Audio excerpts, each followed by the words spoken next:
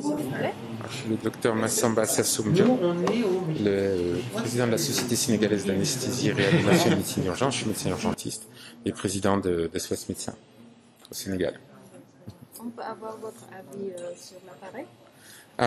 Vraiment, en tout cas, je ne peux pas dire autre chose que très agréablement, entre guillemets, surpris, puisqu'en fait, on ne savait pas exactement ce que c'était.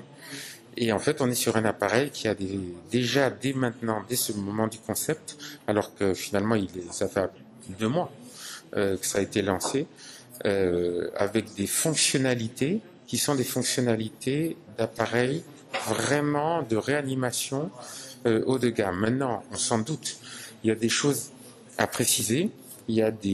On a besoin de certains types de mesures, on a besoin de certains types de paramètres qui sont à programmer dans le futur, dans le système. Il y a bien sûr à vérifier la fiabilité dans le temps. Donc en fait, il y a un certain nombre de tests à faire.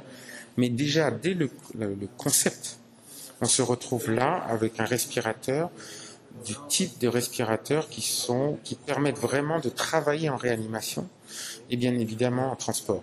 Après, il y a aussi l'ergonomie à travailler. Il y a un certain nombre de choses comme cela à réaliser. Mais en tout cas, on est déjà pas du tout sur du respirateur basique, mais déjà sur du respirateur qui permet d'aller loin dans la réanimation. Pensez-vous que vraiment cet appareil puisse aider l'État à lutter contre les cas graves? Alors, je pense que à développer, c'est pas dans 15 jours, c'est pas quand dans 3 semaines. Il faut encore un certain temps pour développer et fiabiliser l'ensemble de ces fonctions-là. Vous avez vu, on est venu aussi avec un biomédical. Là, il y a l'équipe des réanimateurs. En fait, là, vous avez plusieurs médecins réanimateurs de la société qui sont venus. Vous avez un biomédical, donc quelqu'un qui est ingénieur biomédical qui est venu.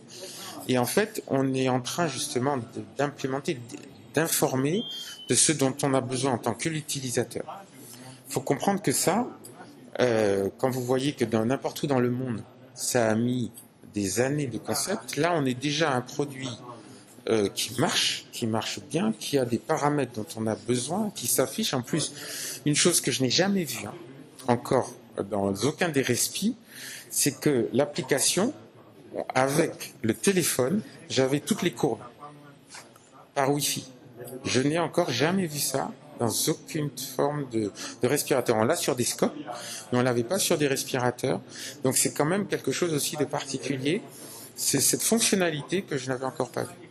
Ça, c'est pour vous dire quoi? C'est que c'est avancé. Il y a un certain nombre de choses qui ont été faites et qui sont importantes, mais la finalisation laisse encore un certain temps. Et donc de vous dire que demain, ça sera utilisé dans les réanimations, je pense que non. Mais de vous dire qu'après-demain, en continuant ce travail-là, il faut trouver un industriel qui puisse le produire maintenant. Parce qu'en fait, là, c'est le prototype. Il faut trouver les accords. Mais en tout cas, avec les relations que nous avons là, on va essayer de continuer à travailler tous ensemble.